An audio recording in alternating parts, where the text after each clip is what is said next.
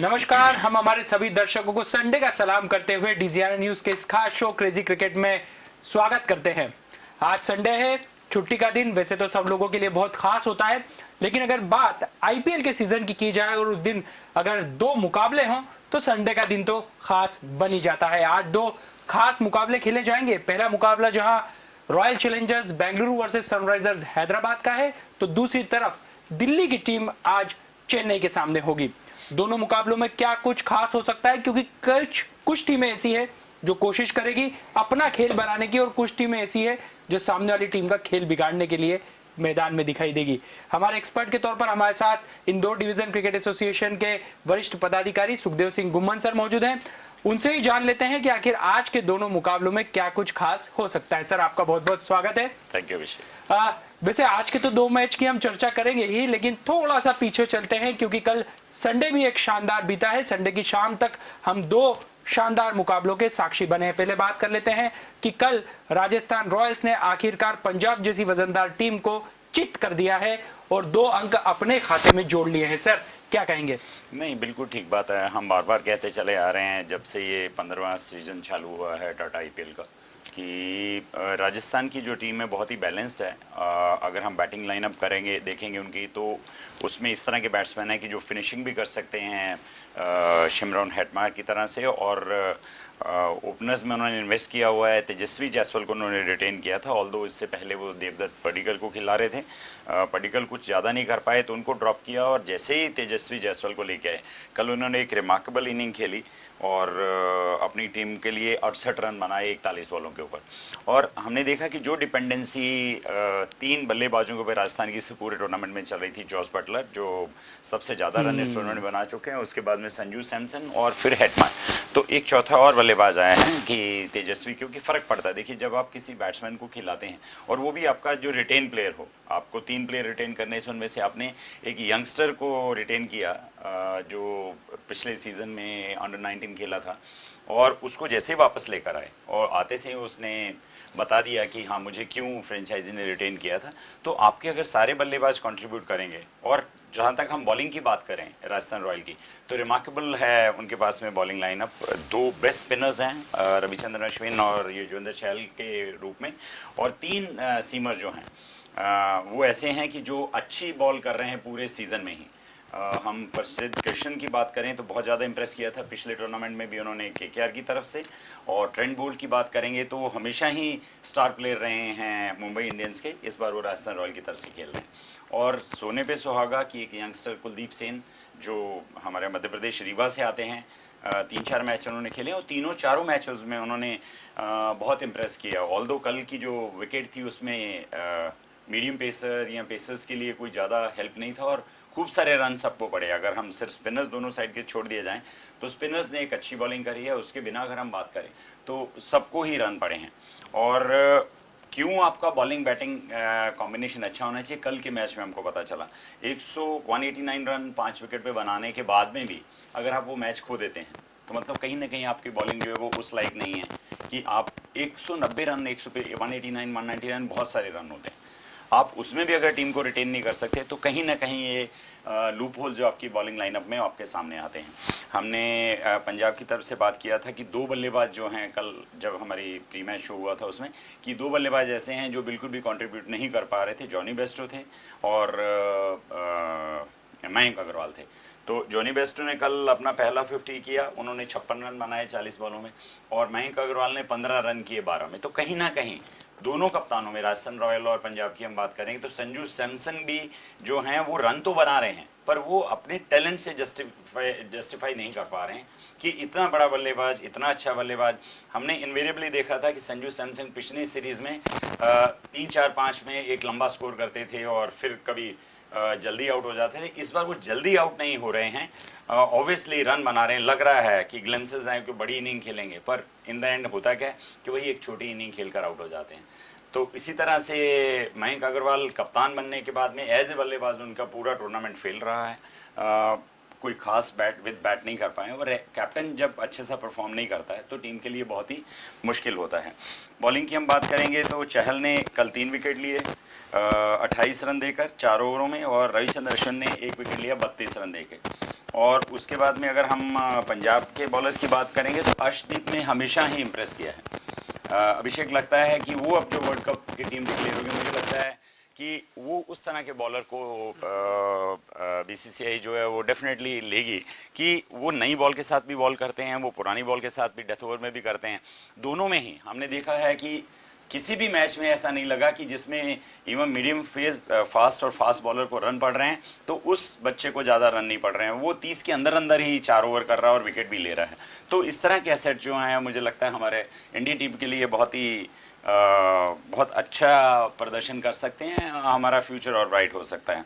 उधर हम ऋषि धवन की कल बात कर रहे थे कि बहुत ज़्यादा इंप्रेसिव नहीं, बल्कि कल जो विकेट जिसके ऊपर सब फास्ट बॉलर को रन पड़ रहे थे, कल उन्होंने 3 ओवरों में 25 रन दिए और 1 विकेट लिया।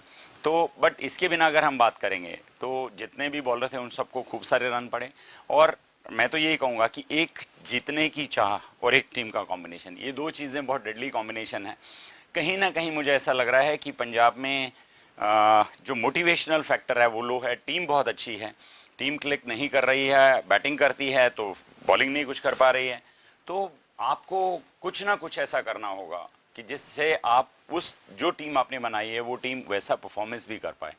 और राजस्थान रॉयल ने ये मैच जीतने के बाद में अपना 3rd प्लेस जो पॉइंट टेबल थी उसको कायम रखा, और लखनऊ सुपर जायंट्स और गुजरात टाइटंस जो हैं ये प्लस राजस्थान रॉयल अभी भी 14 पॉइंट पे हैं, वो दोनों ही 16 पॉइंट पे आ चुके हैं।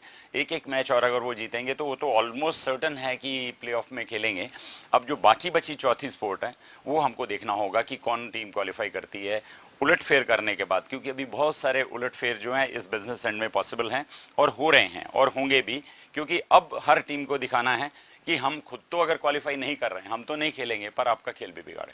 और वो आज तस्वीर काफी कुछ दूसरे मैच में सामने आ सकती है। लेकिन पंजाब के सर मैं आपसे खास तौर पर बात करना चाहूंगा, एक शानदार स्टार्ट लिया था इस टीम ने, देखा जाए तो कॉम्बिनेशन के लिहाज से इस टीम में कोई बहुत ज्यादा कमी भी दिखाई नहीं देती है।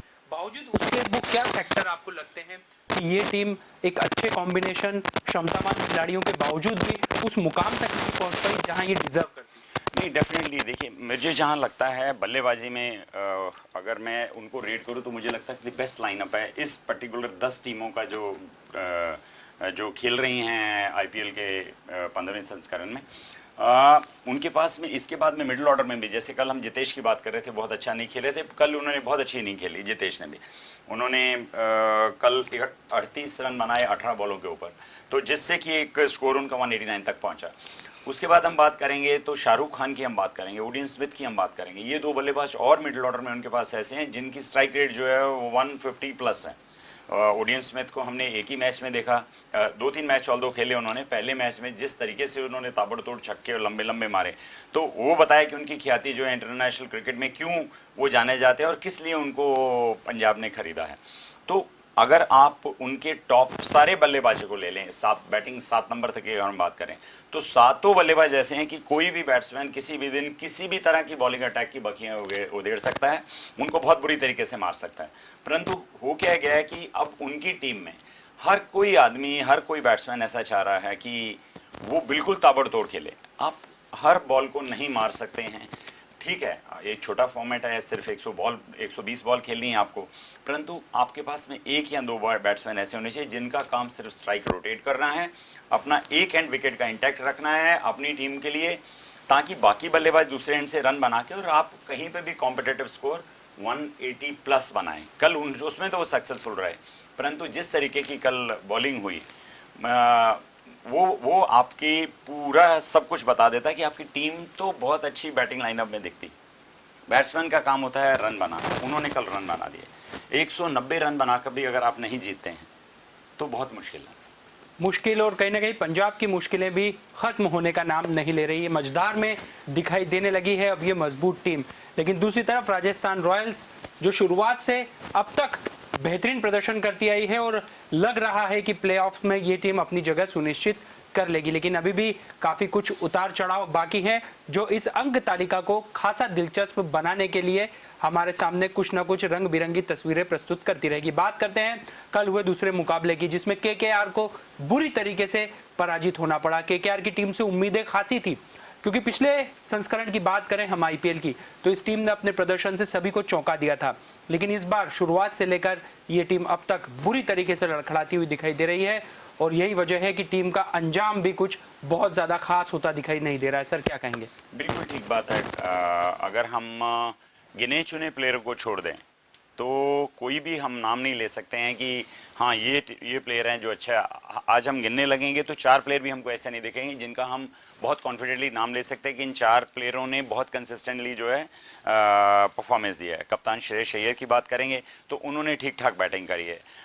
हम उमेश यादव की बात करेंगे तो वो एक बल्लेबाज गेंदबाज ऐसे जरूर रहे हैं जिन्होंने हर मैच में इंप्रेस किया और अपनी टीम के लिए विकेट लिए हैं। सुनील नारायण की बात करेंगे तो वो एक ऐसे स्पिनर जरूर रहे हैं जिन्होंने रन बनाया। और ऑफ लेट 1-2 इनिंग की बात करें तो आंद्रे रसल को हम नाम ले सकते हैं कि उन्होंने 1-2 मैचेस में जिसमें रन भी बनाए हैं और विकेट भी लिए हैं। कल का मैच भी ऐसा ही था कि टोटल टीम जो है वो 101 रन के ऊपर ऑल आउट हो गई 14.5 ओवर में, और उनमें से 45 रन आंद्रे रसल ने 19 बॉलों पे बनाए, और उन्होंने 2 विकेट भी लिए 22 रन दे के 3 ओवर में। सुनील नारायण ने भी कल 22 रन किए 12 बॉल पे और 1 विकेट लिया 28 रन देकर 4 ओवरों में। तो ये 2 प्लेयरों ने बैट और बॉल के साथ अच्छा परफॉर्मेंस दिया। उसके बिना अगर हम बात करेंगे तो कोई भी रिमार्केबल, आप 176 आप चेस कर रहे हैं, आपके पास में टीम बहुत अच्छी है कि it's a matter of clicking, it's a matter of confidence. और एक थोड़ा सा मैं ब्लेम जो है वो केकेआर के थिंक टैंक को भी देना चाहूँगा, कप्तान को भी देना चाहूँगा। इतनी चॉपिंग एंड चेंजिंग अगर आप टीम में करेंगे तो जो प्लेयर के दिमाग में अनसर्टेनिटी है कि मैं कल खेलूंगा कि नहीं खेलूंगा, मैं परफॉर्म नहीं कर रहा हूँ, वो आपको और ज़्यादा प्रेशराइज करता है। वो आपसे जो आपका नेचुरल गेम है उसको बाहर नहीं आने देता है। जब आप बहुत ज़्यादा सोचेंगे कि नहीं नहीं नहीं नहीं, नहीं मुझे तो रन बनाने हैं, एज ए बैट्समैन आप नहीं कर पाते हैं। एज ए बॉलर अगर आप बात करेंगे, वरुण चक्रवर्ती की हम बात करेंगे, वो मिस्ट्री स्पिनर है, इसमें उनकी मिस्ट्री तो गायब है ही है, स्पिन भी गायब है।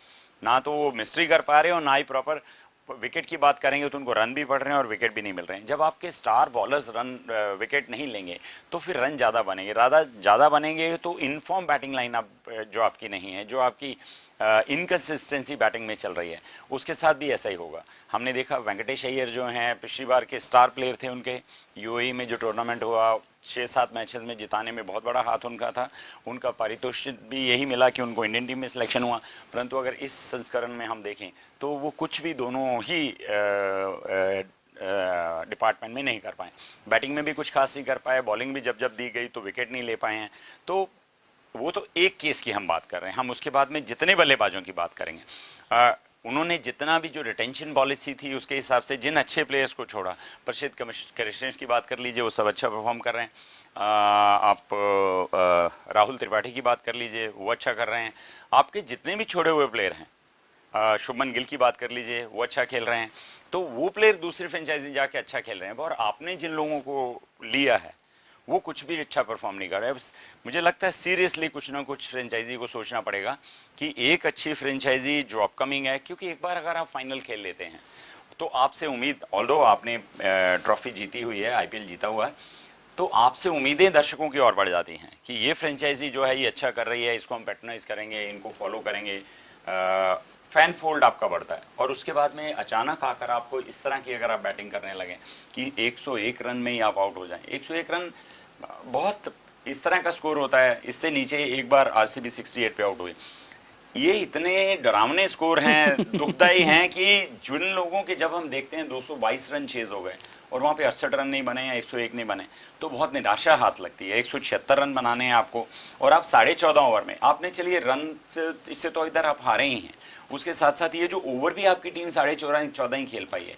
नेट रन रेट आप इतना नीचे चले जाएंगे कि आप चाहकर भी अगर पॉइंट टेबल में किसी को दिक्कत कभी भी दे देंगे अगर बराबर आके, तो आपका नेट रन रेट इतना माइनस होगा कि आप क्वालिफाई नहीं कर पाएंगे। तो अब के जो क्रिकेट है, जो फटाफट फॉर्मेट है, उसमें आपको अगर हारना भी है तो रिस्पेक्टेबल हारना है, कि आपका जो लॉस और विन का रेशो है वो बहुत कम होना चाहिए। जैसे पहला मैच हुआ, पहले मैच में 189 रन पंजाब ने बनाए और राजस्थान रॉयल ने 19.4 बॉलों के ऊपर, मतलब 2 बॉलों के डिफेंस और 1 रन से वो मैच जीते। वो आपको हर्ट नहीं करेगा क्योंकि आपका नेट रन रेट जो है वो बहुत ज़्यादा डिफेंस नहीं आएगा। और वहीं आप अगर 4.5 5.5 ओवर पहले मैच हार जाएंगे तो आपका नेट रन रेट इतना नीचे चला जाएगा कि चाहकर भी आप ऊपर उसको लाने के लिए आपको फिर बहुत ताबड़तोड़ चीज़ें करनी होंगी और वो जो है वो कंसिस्टेंट नहीं होती हैं। जब आप ऐसा करने जाएंगे तो कुछ ना कुछ उल्टा रिजल्ट आएगा, आपके फेवर में नहीं आएगा।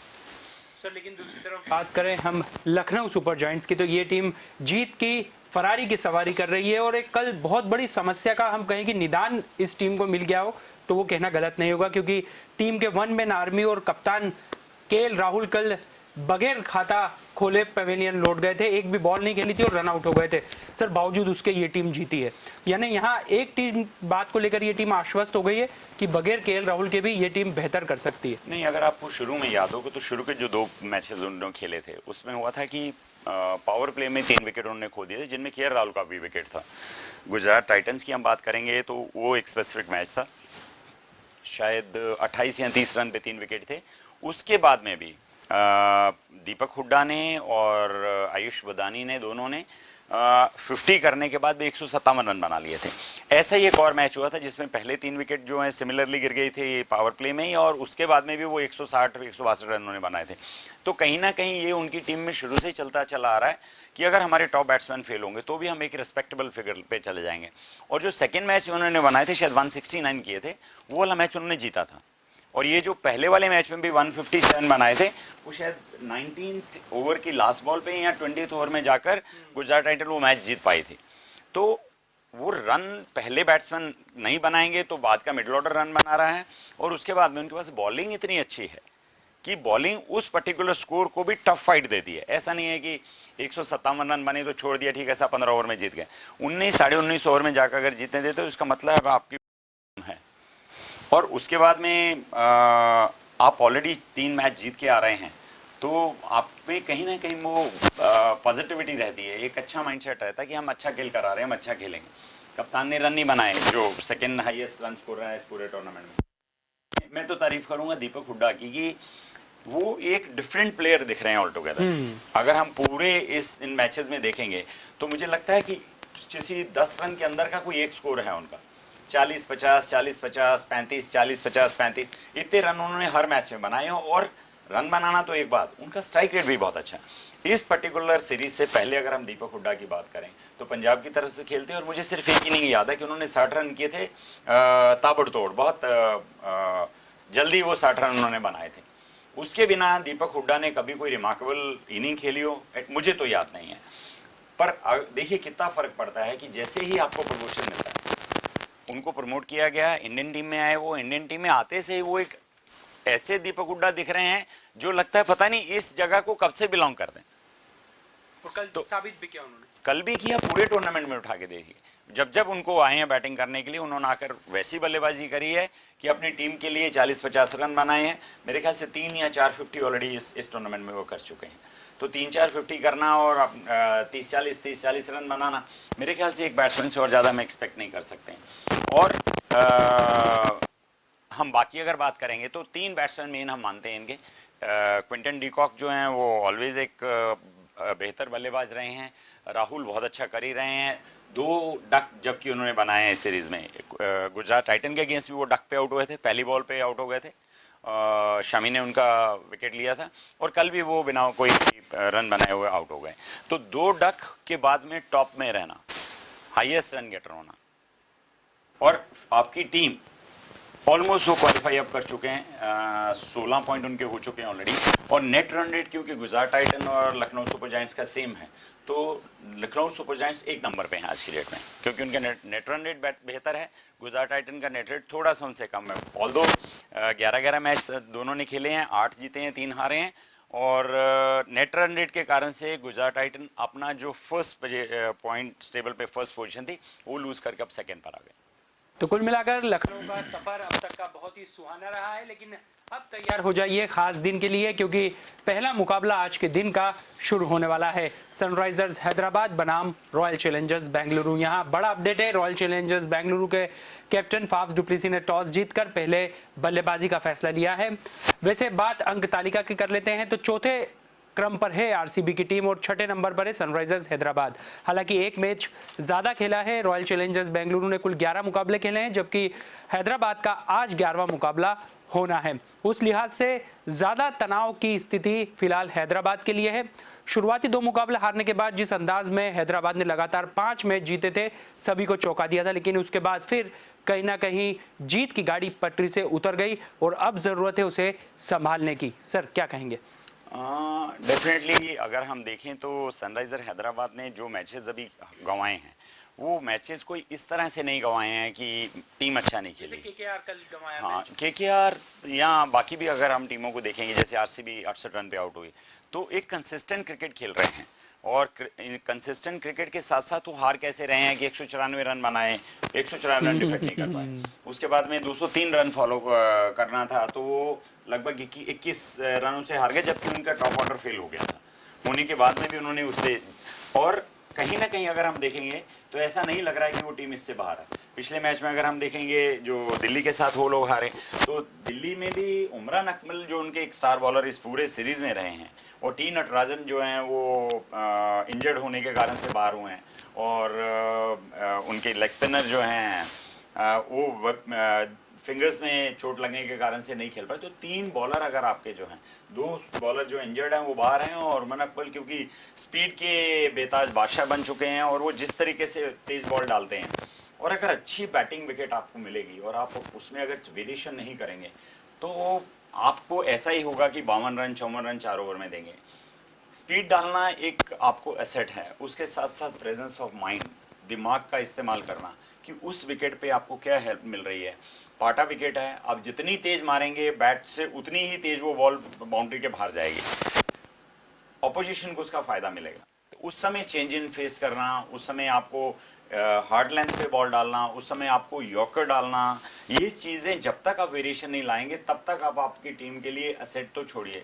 52 रन अगर 4 ओवर में एक बॉलर ने दिए तो आप समझ सकते हैं कि बैट्समैन के लिए कितना टफ टास्क हो जाएगा उसको अचीव करने के लिए। वैसे सर यहाँ पर विराट कोहली हम देखिए क्रीज पर टिकना तो सीख गए हैं, लेकिन अब कहीं ना कहीं रिदम में आना बहुत ज़्यादा ज़रूरी है। अलग तरह के दौर से गुजरे हैं विराट कोहली, और आज सामने है उमरान मलिक। वैसे सर उमरान की बात की जाए तो पिछले 8 ओवर जो उन्होंने फेंके हैं उसमें 100 रन तकरीबन उन्होंने दे दिए हैं। यानी लगता है कि जो सामने की टीमें हैं उन्होंने पहचान लिया है कि आखिर उमरान की क्या कमजोरी है। सिर्फ स्पीड तो है, लेकिन लेंथ जो सबसे ज्यादा जरूरी है उस पर अब बल्लेबाजों ने ध्यान देना शुरू कर दिया, और यही वजह है कि अच्छी खासी पिटाई जो है पिछले 2 मुकाबलों में उमरान की हुई है। लेकिन आज विराट कोहली सामने है, सर ये बैटल बहुत शानदार होने वाला है। नहीं, डेफिनेटली होने वाला है। और जहाँ तक देखिए हम उमरान मलिक की बात करेंगे तो यंगस्टर हैं वो। मैं तो ऐसा बोलूँगा अभी 2 सीज़न भी पूरे उन्होंने नहीं खेले। पिछले सीज़न की हम बात करें तो उसका फाइंड है वो, और पिछले सीज़न में ही उन्होंने, और उससे पहले वो जो डोमेस्टिक क्रिकेट है उसमें भी ज़्यादा नहीं खेले। एक फर्स्ट क्लास मैच खेला था, उससे उनको पिक किया, आइडेंटिफाई किया, फ्रेंचाइजी ने लिया, फ्रेंचाइजी के साथ भी मैचेस ज़्यादा नहीं खेले, बाद में 1-2 मैच खेला है। इस सीज़न में वो मैचेस खेल रहे हैं। तो आपके पास में अगर हम बोलें कि एक्सपीरियंस के नाम पे बहुत ज़्यादा आपके पास कुछ भी नहीं है। आपके सैंपल्स हैं जो हमने देखा है आपको कि किस तरह से आपने 5 विकेट लिए, किस तरीके से आप 157 डालते हैं, ये कुछ क्रेडेंशियल्स हैं, इनको छोड़ दिया जाए तो एक्सपीरियंस नहीं है आपके पास में। और जहाँ तक 100 रन पढ़ने की बात है, वो किसी को भी पढ़ सकते हैं, ये तो अभी यंगस्टर हैं। आप इंटरनेशनल बॉलर्स उठा के देखिए, डैनियल सैम्स को देखिए कितने रन पड़े हैं, ऑस्ट्रेलियन कैप्टन को देखिए उनकी कैसी हालत, 50-50 रन देके 3 मैचेस में उसके बाद बाहर बैठे, उनको खिला ही नहीं रहे। तो ये ऑफ डे होना और सारी चीज़ें देखिए, जो गेंदबाज को रन पड़ना या ना पड़ना वो डिपेंड करता है स्ट्रिप के ऊपर जिस पे हम खेलते हैं, पिच जिसको बोलते हैं। पिच जैसी होगी उसके हिसाब से आपको आंकड़े दिखेंगे। अगर वो थोड़ा स्कफ्ड ऑफ होगा, यूज्ड होगा, तो वहाँ बॉल रुक कर आएगी तो बैट्समैन खेल नहीं पाएगा, मार नहीं पाएगा, आपको 30-35 रन इसके अंदर ही मिलेंगे। और अगर आपको बिल्कुल पाटा विकेट मिलेगा तो फिर यही होगा कि हर बॉलर 50 रन से ऊपर ही आपको मीडियम फास्ट में मिलेगा।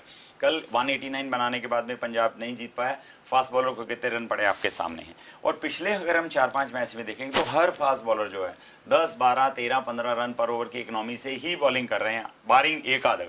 कोई एक आध बॉलर ऐसा हो सकता है स्पेसिफिकली, जैसे अर्शदीप को हमने कल देखा कि उन्होंने 29 रन दिए 4 ओवर में और विकेट भी लिया। अदरवाइज क्योंकि अर्शदीप जो है वो चेंज इन पेस बहुत करते हैं, वो यॉर्कर्स बहुत डालते हैं, उनकी एक एक लेंथ के ऊपर जो है बॉल नहीं आती है।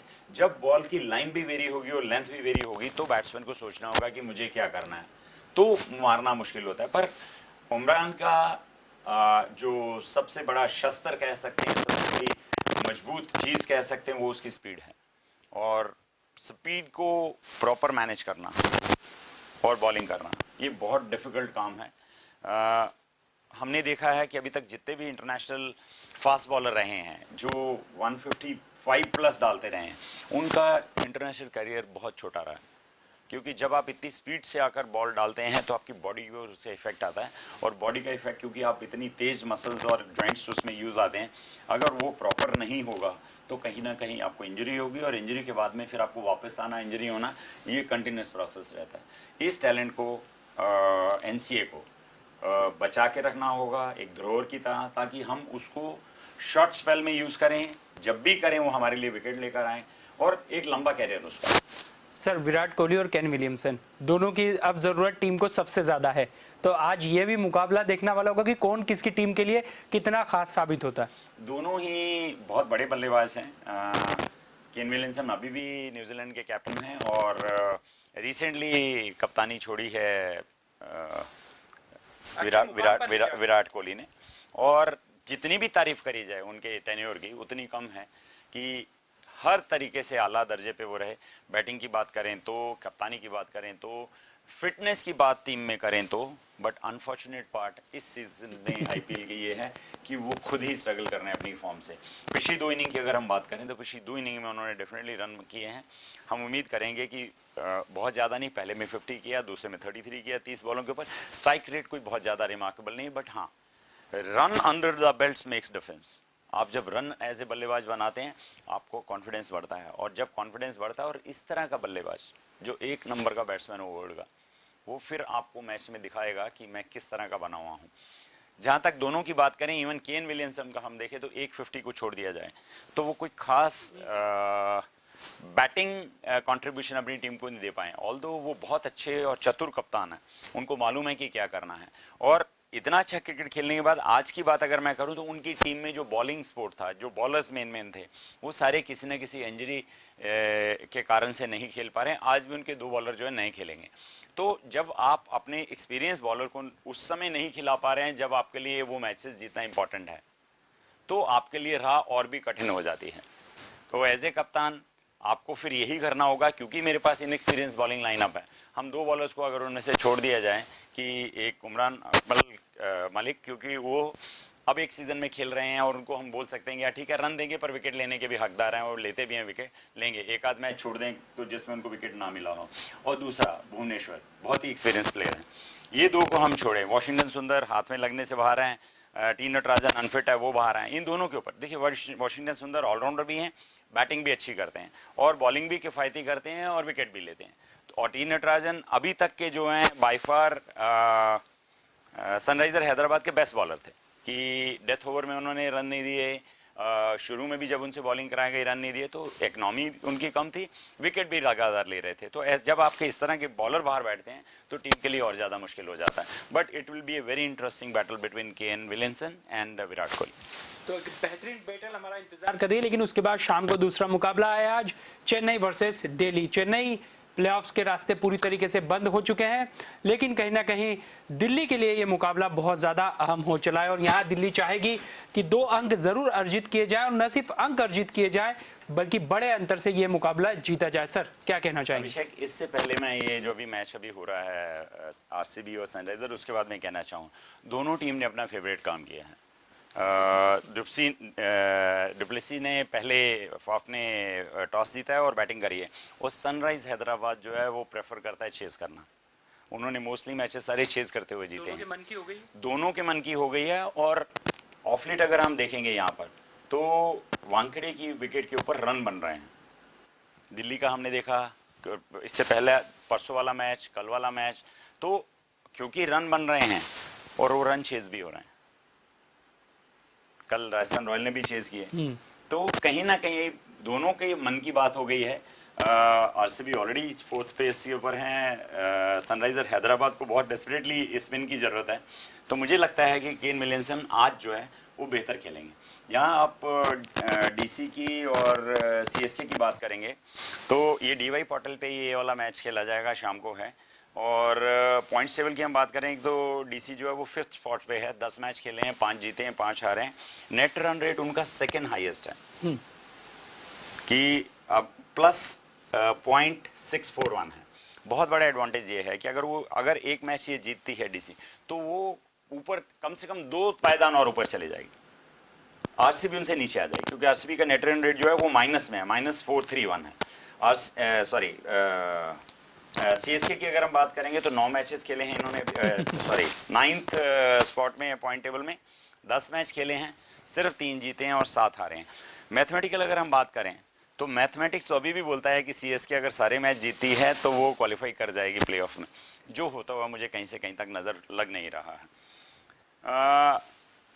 दिल्ली के लिए एक और ख़राब न्यूज़ है कि शुरू से लेके अभी तक स्ट्रगल करते हैं। पहले इंटरनेशनल प्लेयर्स ने लेट ज्वाइन किया, उसके बाद में उनके प्लेयर और कोचिंग स्टाफ जो है उनको आइसोलेट किया गया कोविड-19 के कारण से, पॉजिटिव होने के कारण से। मिचेल मार्श पॉजिटिव हुए, रिकी पॉन्टिंग पॉजिटिव हुए, उनको बिठाया गया। एक कीपर थे ऑस्ट्रेलियन, वो थे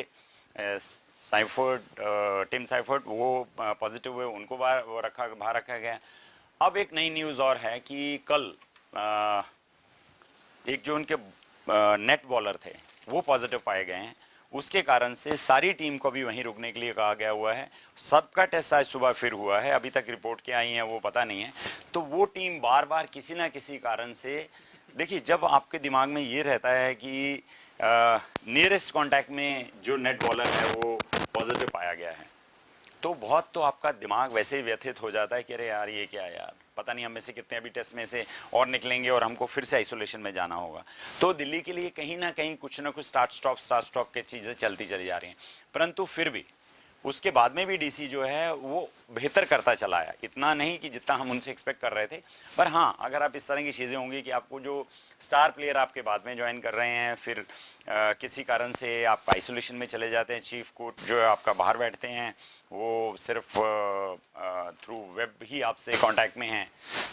एक आप टीवी स्क्रीन से किसी के कांटेक्ट में आना और किसी के पास में खड़े होकर बात करना है, इसमें ज़मीन आसमान का डिफरेंस है। बट उनके लिए आज एक बहुत अच्छी खबर है दिल्ली के लिए कि पृथ्वी शॉ आज अवेलेबल होंगे उनके लिए खेलने के लिए, क्योंकि जो पिछले मैच में नहीं खेल पाए थे। सीएसके की बात करें तो सीएसके पास खोने के लिए अब कुछ नहीं बचा। जो कुछ खराब होना था वो हो चुका है, बिगाड़ने के लिए खेलना है। हाँ, अब बस दिखाना उनको यही होगा कि देखिए अभी भी हमको एक बहुत लंबी टनल है और उसके लास्ट में एक छोटा सा बिंदु दिख रहा है प्रकाश का, रे ऑफ होप हल्की सी है। टीम अच्छी है उनके पास में, नो डाउट। हाँ ये ज़रूर है कि जो बॉलर उनके हैं वो सारे के सारे यंग हैं, इनएक्सपीरियंस्ड हैं, ज़्यादा एक्सपीरियंस उनको नहीं है, पर उन यंग बॉलर्स ने ऑफ लेट बाद में आकर बॉलिंग अच्छा चालू की है। शुरू से ही एक इंजरी स्केयर उनके ऊपर रहा कि चाहर जो थे, दीपक चाहर स्टार बॉलर उनके जो हैं वो इंजर्ड हैं, वो पूरे टूर्नामेंट में नहीं खेल पाए हैं। वो एक बाहर होने के कारण से, और जो देवेन ब्रावो बाद में अभी रिसेंटली इंजर्ड हुए हैं, उसके कारण से जो 2 एक्सपीरियंस बॉलर का बाहर होना, और नए बॉलर जो हैं उन्होंने आके थोड़ा ठीक ठाक किया है। मोइन अली की वापसी आने से थोड़े इंजरी से वापस आए हैं। उन्होंने पिछले मैच में दिखाया कि बैटिंग के साथ भी उन्होंने 30-32 रन किए और 2 बहुत शानदार विकेट लिए, उनमें से एक विराट कोहली को क्लासिकल ऑफ स्पिनर डिसमिसल था। तो कुछ अच्छी चीज़ें होना, कुछ प्लेयर जो इंजर्ड थे उनका रिकवर होकर खेलना, और कुछ प्लेयर जो बहुत ही इंपॉर्टेंट थे उनका इंजरी होकर बाहर बैठना, वो कहीं ना कहीं सीएसके के लिए थोड़ा मुश्किल का काम है। परंतु उस टीम में कैपेबिलिटी तो है कि वो किसी दिन भी किसी भी टीम को हरा सकती है, उसको कोई इजीली नहीं ले सकता।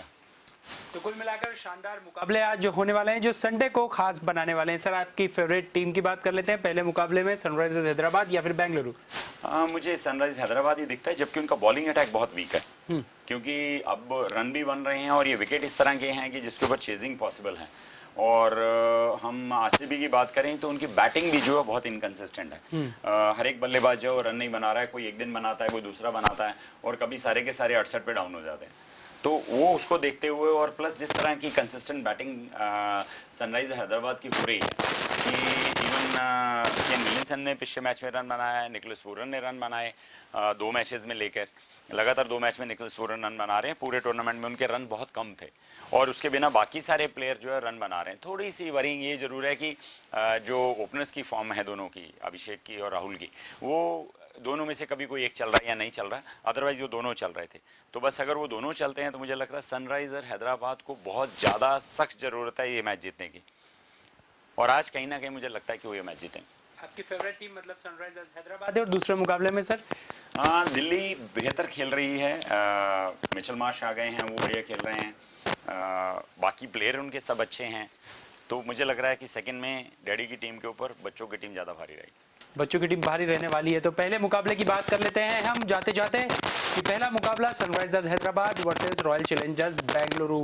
यहाँ ज़्यादा ज़रूरत है हैदराबाद की टीम को बेहतर प्रदर्शन करने की, क्योंकि आज का मुकाबला अगर ये टीम जीतती है तो कहीं ना कहीं प्लेऑफ की दावेदारी के लिए अपना दावा भी पुख्ता करने की स्थिति में आ जाएगी, क्योंकि अच्छा खेलने के बाद पिछले कुछ मुकाबलों में हैदराबाद की जो जीत की गाड़ी है वो पटरी से उतरी हुई दिखाई दे रही है। बात करते हैं दूसरे मुकाबले की, तो वहां चेन्नई लगभग प्लेऑफ से बाहर हो चुकी है, लेकिन ज़रूरत है अब कि क्या वो किसी को खेलने देगी या किसे आगे बढ़ाती है या किसे पीछे लाती है। लेकिन आज दिल्ली की टीम सामने है, दिल्ली बेहतरीन प्रदर्शन कर रही है पिछले 2 मुकाबलों से, तो चाहेगी दिल्ली की आज चेन्नई के खिलाफ जीत कर कहीं ना कहीं, क्योंकि रेट जैसा कि हमारे एक्सपर्ट ने बताया कि काफ़ी अच्छा रन रेट है। अगर आज का मुकाबला जीतती है तो पायदान में दिल्ली अपने आप को काफ़ी बेहतर स्थिति में ला पाएगी। लेकिन कुल मिलाकर हम जैसे क्रिकेट प्रेमियों के लिए बेहतरीन दिन, बेहतरीन रविवार, और अब आने वाले कुछ घंटे क्रिकेट से सराबोर। लेकिन फिलहाल हमारे इस खास पेशकश में इतना ही, लेकिन डीजीआरएन न्यूज़ पर खबरों का सिलसिला जारी है, हमारे साथ बने रहिए।